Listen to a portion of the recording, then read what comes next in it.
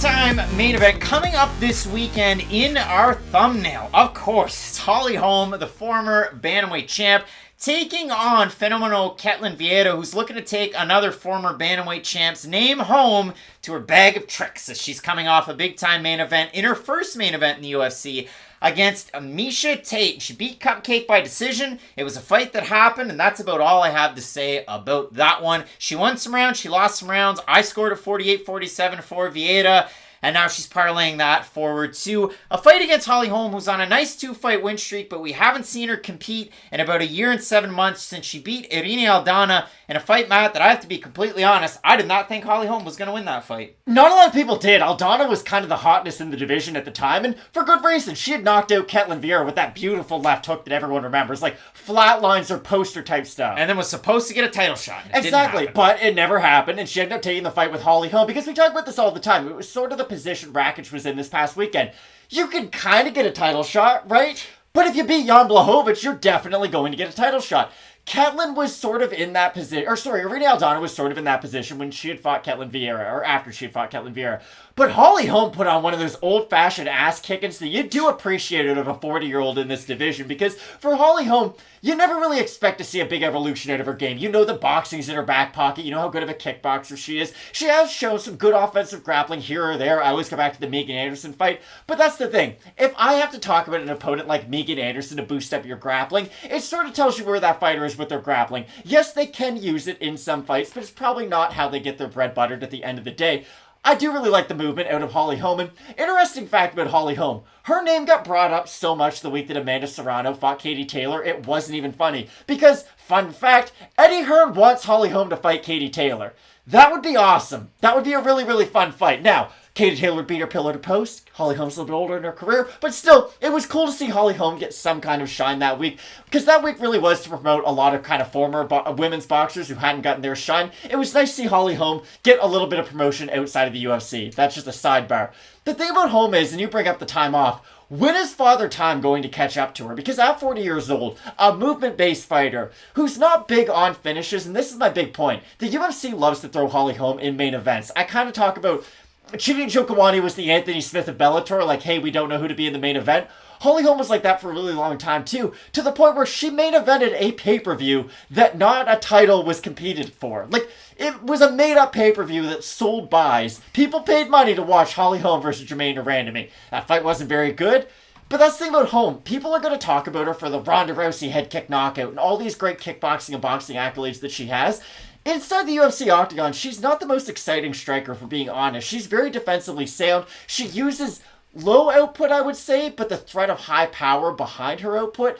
And she does use a lot of clinch control, and that's going to be weird in this fight because Ketlen Vieira is probably the best grappler in this division, or at least as of late she's been able to show that off. I don't understand why you continue to say that one wasn't for a title, because that was for the featherweight title. The interim featherweight title that got thrown together in the last minute. Yes, it was for a title, but that was such a strange... That was the real McCoy. That was the real deal. Craig, that was the fight that Chris Cyborg was supposed to have. It got thrown together at the last minute. UFC 208, I believe it was, sold like 100,000 buys. It was a very low-selling pay-per-view. My point is that Holly Holm for the longest time was the it girl for the UFC. Hey, we need a position to be filled. Let's fill it with Holly Holm. That was the point I was trying to make. You know, you look at the winners on that card: Islam Makhachev, Bilal Muhammad, Dustin Poirier, Glover Teixeira. If you're going to try to argue that was a great pay-per-view, Anderson said it's just not as bad as people like to remember, just because of what the main event was. But again, they all went to decision. There was like one finish on the whole card. For Holly Holm, the trouble is, and I've got an article in front of me from MMA Fighting back in December of 2021. Holly Holm, super frustrated. Injuries are preventing her from pursuing potential fight against Juliana Pena. So again, that's after Pena won the belt. And you go through it, there was a hamstring injury where she was supposed to take a fight, then she was out, and then she ends up winning a fight after 3 months of a torn hamstring. So it's been wildness, knee injuries, this and that for Holly Holm. According to Holm, the issues with her knee aren't anything that will require surgery, but will still keep her from competing in October. It's not anything like ACL or anything really big. It's more minor scope, arthroscopic stuff. It's definitely not a huge recovery. So it is interesting because Holly Holm's been out for a very long time due to injuries, whereas Ketlen Vieira, the fresher fighter, you look at her last number of fights, the loss to Aldana where she got finished, she beats Good old Sijara Eubanks loses to Yana Kunitskaya in a weird fight and then beats Miesha Tate last time out by 3 rounds to 2. So if we have a look at the odds for this fight between these two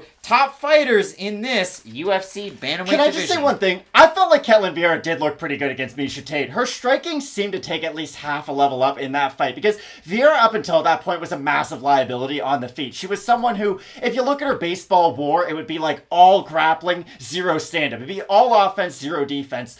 But I do feel like, at least against Miesha Tate, she was able to damage her a little bit more on the feet, and that was never something I felt comfortable seeing out of Ketlen Vieira up until that point. The problem was, what version of Miesha Tate did we see in that fight? Because Tate only had the one fight with her comeback, and then they immediately throw her into a main event against a genuinely top-ranked fighter in the division, so we still don't really know what version of Miesha Tate we're getting at this point. Like, could you imagine if fighters in the lightweight division took years off and were still able to come back and compete against the top 5, top 6 of the division? It would never happen. It's just kind of staggering that this division's kind of maintained the same like top 5 for this long. Well, I mean, parlay that forward to this weekend. So your number 2 ranked Holly Holm is open a minus 210 favorite, minus 227 on best fight odds. Viera open a plus 180, still roughly there, plus 190, somewhere around there. Threw it out to the vote over in the YouTube community tab. Bantamweight main event this weekend with a former champ meeting a rising contender. Who gets the win at UFC Vegas 55?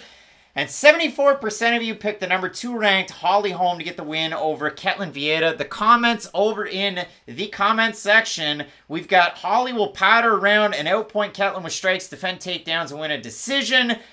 We've got Holm is 40 years old, but I don't think it will matter considering the fighting style she has. I see her winning a decision because this fight will most likely play out on the feet. And Holm is a better striker. I feel like Parker Porter is going to beat a gas Jailton Almeida because the MMA gods hate us. We've also got my money's on Ketlen. Holly is not only 40 years old, but more importantly, way too predictable. All she does is throw the 1-2 punch combo, rear leg kick, and my home. So listen, Matt, the fans are going with Holly Holm. The odds are on Holly Holm. She hasn't fought in about 2 years due to injuries. Will she win this weekend? I'm sorry, UFC 208 was terrible. It was one of the worst pay-per-views of all time. I think Holly Holm stylistically can get it done this weekend. If she is able to fight like the fighter who looked good against Irene Aldana. The strange thing is, though, Aldana and Viera seem like they are in the same position in this division, even though Aldana does have such a resounding win over Viera, and it was such an impactful one, too. It's just so strange with Viera, because again, on the feet, I don't think she has an answer for any of the striking of Holly Holm, and not that Holm's going to knock her out or anything. Holm will probably, like that commenter has said, pitter-patter, use some of her kicks, stay on the back foot, but if Viera does get her down to the mat, we've seen her submission ability throughout her entire career. Ever so slightly, I am going to favor Holly Holm in this matchup, just because I do think she's going to be able to keep the fight to the feet. She's had really good takedown defense, and if you go back through a lot of her career, yes, Miesha Tate was able to get that, like, Hail Mary takedown and rear naked choke, but Holly Holm's footwork is good enough to defend most takedowns, and I think it'll be good enough for her to win at least 3 of the 5 rounds, hopefully, against Ketlen Vieira, and that's how I think the fight's probably going to go. Yeah, it really is a tricky one. I ever so slightly have Holly Holm as well, but I don't have a ton of confidence in it, just due to the fact that the injuries and the layoffs for Holly Holm. You don't often see top fighters in a weight class miss about 2 years and then progress as they get to 40. Now, again, she trains with Arlene Blencoe, a very, very good striker in her own right, but not really the greatest in terms of her takedown defense. Had a fun fight against Chris Cyborg not that long ago. Damon Blackshear as well, who is a very interesting prospect. If you've never seen him fight, go out there and watch some of his tape. He can kind of get it done in a lot of different aspects.